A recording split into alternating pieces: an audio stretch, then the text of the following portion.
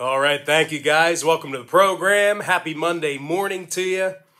We're going to go ahead and start the video here today with the Rockets taking on the Sixers, and that's going to be a 7 o'clock Eastern tip-off. Philadelphia is minus 13 with the total at 221.5. And before we go ahead and break down this game, I just want to give you a quick reminder here that we are 8-3 in our last 11 $1.99 daily best plays on my website at brockpage.com. And if you want to access today's $1.99 daily best play, it's only going to cost you just $1.99. And the link for that pick is in the description section below. And once again, if you want to know what the difference is between what I do here on YouTube and what I do on my website, well, you already know what I do here on YouTube. I, pretty much provide an opinion on every single game on the slate, side and total. But what I do on my website is I actually share with you which games that I'm actually betting on personally. Those are games that I actually have my own personal action on. And if you want to access every single pick that I give out on that website, you're going to want to think about signing up for my board member tier package, where we are also 3-2 in our last 5 plays in that category. But when it comes to this contest here in South Philly, it's the Sixers who come into today's game on a 3-game winning streak with victories over the likes of Brooklyn, Toronto, and Washington during that stretch. Now, the Sixers have done a pretty nice job defensively this season as they're limiting their opponents to just 105 points per contest. And that statistic there, that's actually going to put them in the top 10 in the NBA in points allowed per contest. Now, scoring-wise, Joel Embiid's averaging over 26 points per game, along with double-digit reboundings. And keep in mind, he missed a bunch of games with COVID. It was about a month ago. He was out for it seemed like he was out like a year. But anyway, Joe's also drilling 40% of his three-pointers. If you don't follow the Sixers much, not a lot of people think of Joe as a three-point threat. But the big man, he's got some touch from beyond the arc.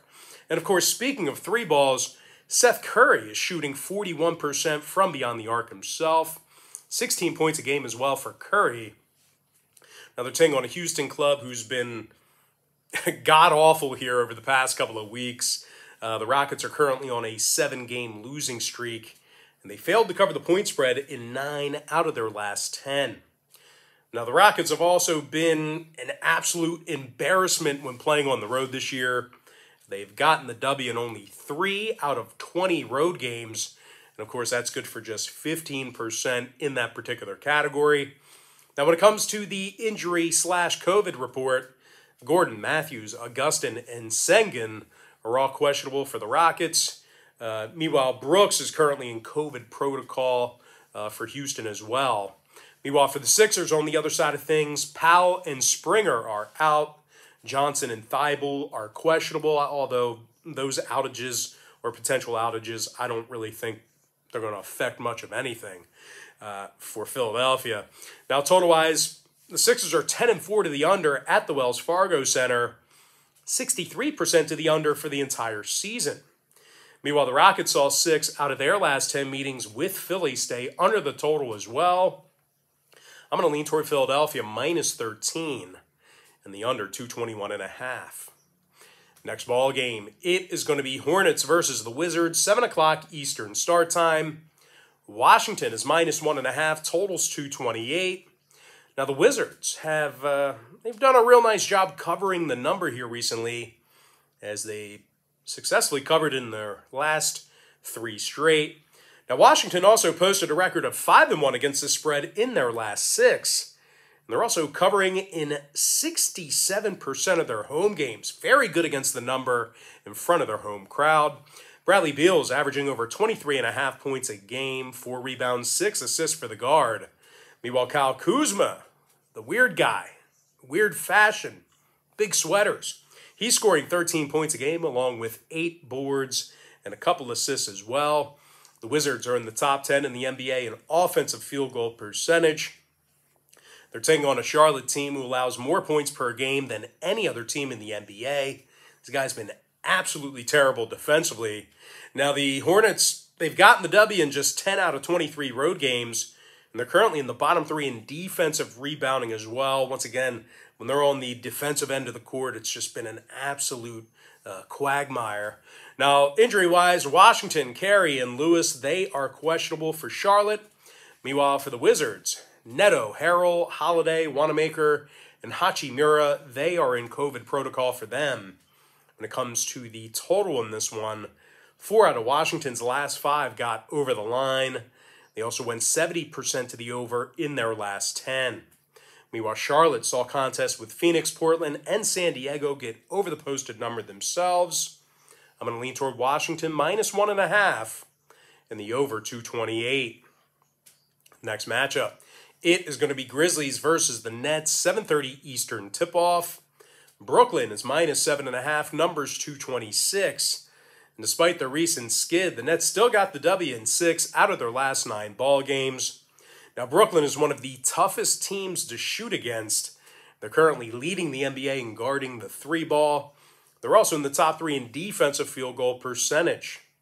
And when it comes to the scoring in this one, Kevin Durant is averaging over 29.5 points a game, along with 7 boards and 5 assists. Meanwhile, James Harden scoring 22 points a game himself, along with 8 boards, 9 assists as well. And when it comes to rebounding, the Nets are actually in the top 3 in offensive boards at home. They're taking on a Memphis team who will be heavily depleted here this evening. Brooks, Anderson, Melton, Concher, Tillman, and Buchanan, they all have COVID. Now, the Grizzlies, they also find themselves dead last in the NBA in guarding the 3-ball on the road. They're letting their opponents make nearly 40% of their 3-pointers against them in that category. When it comes to the total in this one, Memphis' last 2 straight fell under the posted number. They also went 6-3 to the under in their last 9. Meanwhile, the Nets on the other side of things, they are 61% to the under at the Barclays Center themselves. I'm going to lean toward Brooklyn -7.5 and the under 226.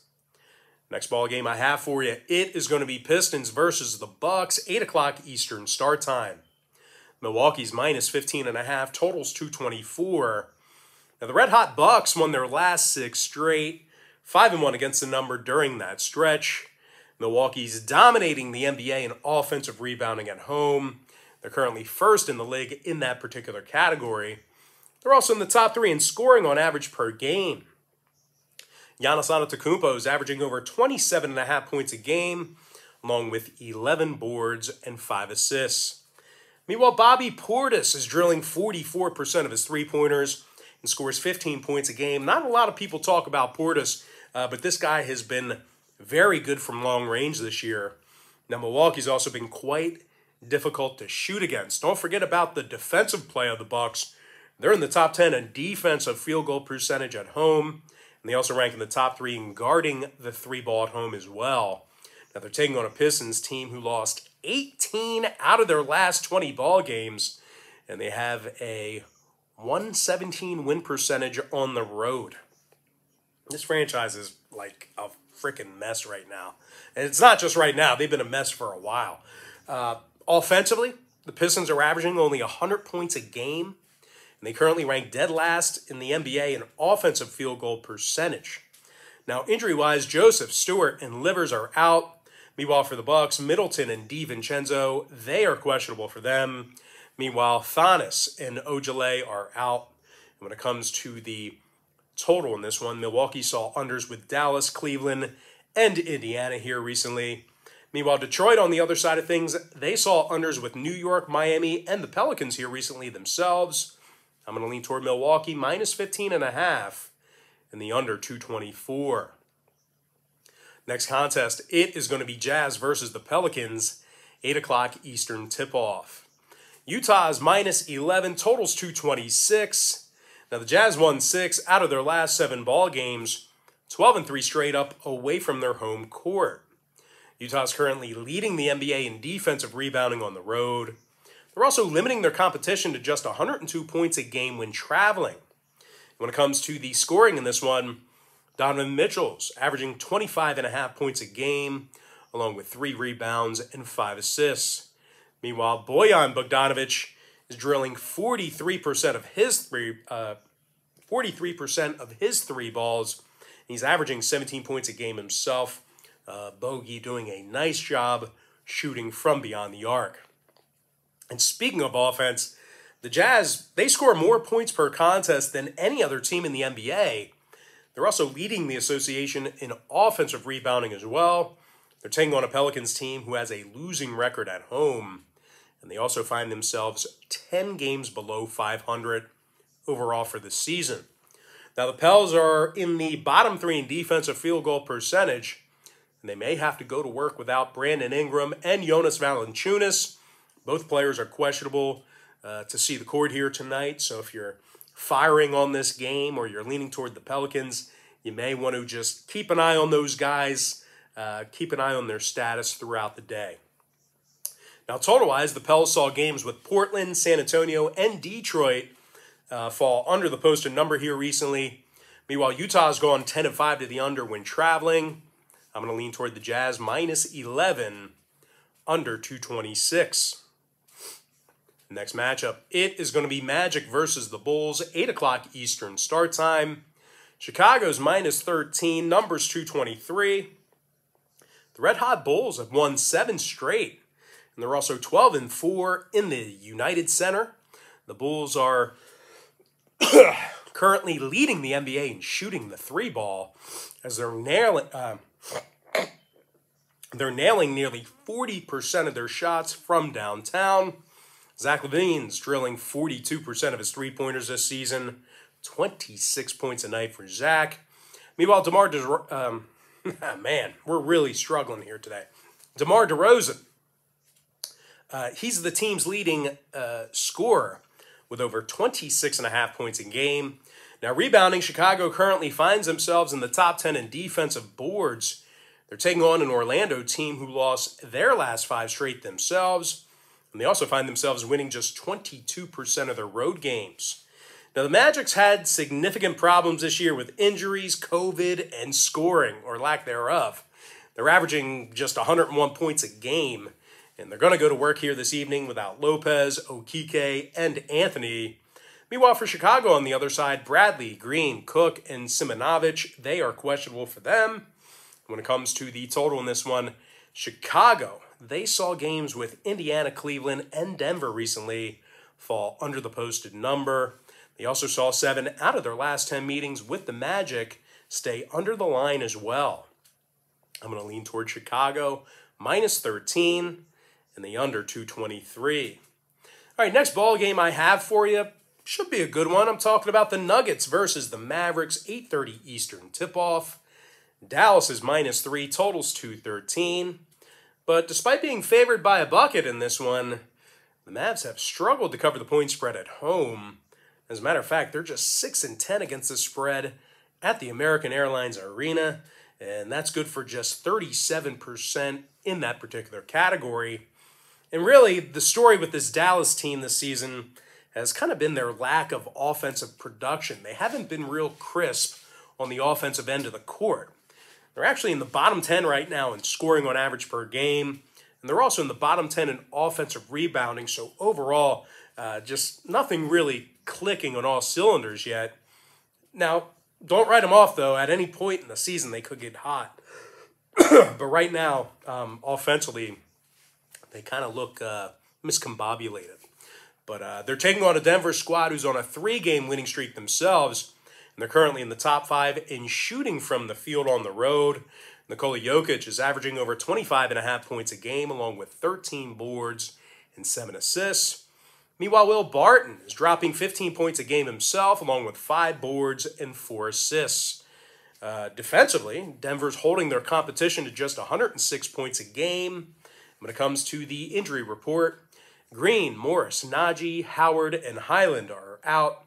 Meanwhile, for Dallas, Thomas, Burke, Cauley-Stein, Boban, and McLaughlin, they are questionable for them. When it comes to the number in this one, the Mavs saw overs with Portland, Utah, and Minnesota recently. Meanwhile, the Nuggets on the other side, they saw 6 out of their last 10 get over the line themselves, 60% to the over on the road. I'm going to lean toward Denver +3 in the over 213. Next contest, it is going to be Heat versus the Warriors, 10 o'clock Eastern start time. Golden State is -9, totals 219. And despite this being a pretty big numbers for the Warriors in this spot, I really do think they can cover it. It is a big number. I know the Warriors have been really good this year, but that's a large number going up against the Heat. But I do think they can cover it. They won 7 out of their last 9, and they covered the number in 67% of those contests I just mentioned. Golden State's also winning over 84% of their home games. And they also went 14-5 against the spread on their home court as well. These guys are covering machines at the Chase Center. Now, scoring-wise, Seth Curry is averaging 27 points a game, along with 5 rebounds and 6 assists. And, of course, when you mention Steph, you got to mention the 3-ball. He's drilling 40% of his shots from downtown. And speaking of three-pointers, Andrew Wiggins is making nearly 44% of his shots from beyond the arc himself. Golden State finds themselves in the top 3 in the association in three-point shooting at home. No real surprise there. Now, defensively, on the other end of the court, they've been really, really good there too. They're allowing just 99 points a game at the Chase Center, and they're taking on a Heat organization who's had a tough time covering the point spread here recently. Miami's failed to cover in 5 out of their last 7 ball games, and they're also in the bottom 10 in fourth quarter scoring on the road. Now, Miami may also have to go to work without Tucker, Haslam, Robinson, Opala, Strus, Vincent, and Garrett. They're all questionable for tonight's ball game. When it comes to the total in this one, Miami saw unders with Orlando, Detroit, and Philadelphia recently. Meanwhile, the Warriors saw 6 out of their last 10 ball games fall under the line themselves, 14-5 to the under on their home court. I'm going to lean toward Golden State, -9 in the under 219.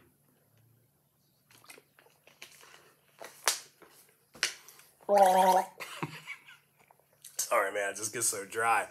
Anyway, that's disgusting. Next matchup, it is going to be Hawks versus the Blazers. 10 o'clock Eastern tip-off. Atlanta's now -5, and the total's 226. And we are seeing significant line movement toward Atlanta. You're going to continue to see line movement toward Atlanta because Dame Lillard, he's been ruled out for tonight's action for Portland. He was just ruled out about an hour ago, real early in the morning, but we already seen a ton of line movement. But I'll tell you this much, even if Dame was playing here tonight, he'd be going up against an Atlanta team who can really shoot the 3-ball. As a matter of fact, the Hawks are in the top 3 in the NBA in offensive three-point percentage, and they're also in the top 10 in road scoring. Trae Young's averaging 27.5 points a game, along with 3 boards, 9 assists. Meanwhile, Cam Reddish is drilling nearly 40% of his three-pointers himself, 12.5 points a game for Cam. And when it comes to rebounding, the Hawks are actually in the top 10 in defensive boards. Now, they're taking on a depleted Portland team who's got no Lillard, still no McCollum, and Yusuf Nurkic. He's also unlikely to play here tonight as well. The ice-cold Blazers are on a 4-game losing streak, and they also dropped 11 out of their last 13. This is a really bad franchise right now, not playing good basketball. Meanwhile, defensively, it's almost as if no one is there. I mean, they might as well just cherry pick on one side of the court because the Blazers are dead last in defensive field goal percentage, and they're also dead last in guarding the 3-ball. They got to fix something. Anyway, injury-wise, once again, Lillard is out. Zeller and Nurkic are doubtful. Meanwhile, for Atlanta on the other side, Deng, Collins, Bogdanovich, and Johnson, they are out for them. When it comes to the total in this one, the Hawks saw their last 3 straight get over the line. Overs against the likes of Cleveland and Chicago during that stretch. Meanwhile, Portland saw overs against the Lakers, Dallas, and Charlotte recently themselves. I'm going to go ahead and lean toward Atlanta -5 and the over 226. And with that, guys, we're going to jump into our next and final matchup for the show. It is going to be Timberwolves versus the Clippers, 10:30 Eastern start time. The LA Clippers are -2.5 with the number at 219. Now, the depleted Clippers have still won 2 out of their last 3 ball games, and they also went 4-2 against the spread in their last 6. The Clippers still have a winning record at home, and they're also in the top 10 in shooting from downtown. Now, scoring-wise, Reggie Jackson is averaging over 17 points a night, along with 3 rebounds and 4 assists. Meanwhile, Marcus Morris is scoring over 15 points a game himself, along with 5 boards and a couple assists as well. Now, defensively, the Clippers are holding their opponents to just 105 points a game and just 31% shooting from 3 land at the Crypto Center. Really, it's kind of this defense that's been keeping things together here for Los Angeles. They're taking on a T-Wolves team who lost 5 out of their last 6 themselves, and they may have to go to work without leading scorers Karl Anthony Towns and D'Angelo Russell. Those guys are questionable to play tonight. Now, Minnesota does play their worst basketball away from home. There have been some bright spots, but not many on the road. They've gotten the job done in just 6 out of 16 road games. Not a lot of wins when traveling. And when they travel, they're allowing nearly 115 points per contest. Now, total-wise, the T-Wolves are 69% to the over away from home. Meanwhile, LA saw 3 out of their last 4 ball games get over the posted total themselves. I'm going to lean toward the LA Clippers minus 2.5 and the over 219. And with that, guys, we're going to jump into our quick pick recap, powered to you by my website at brockpage.com, where we are 8-3 in our last 11 $1.99 daily best plays. I like Philadelphia minus 13, under 221.5. Washington minus 1.5, over 228. Brooklyn minus 7.5, under 226. Milwaukee minus 15.5, under 224. Utah minus 11, under 226.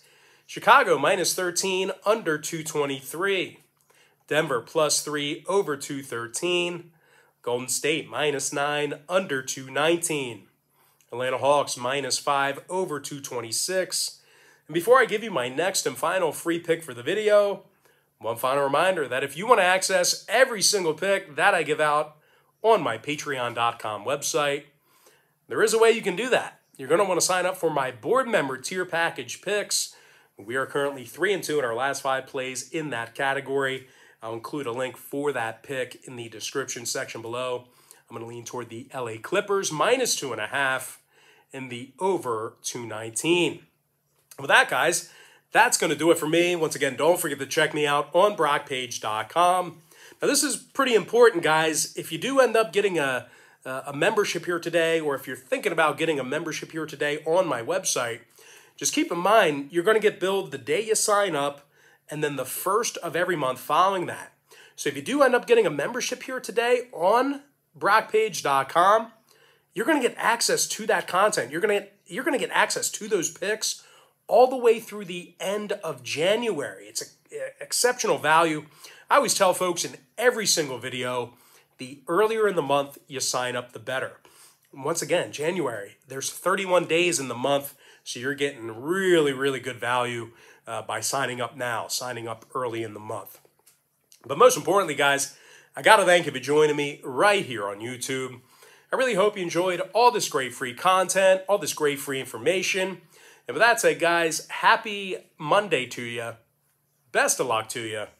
And I look forward to seeing you later on today on my website at brockpage.com.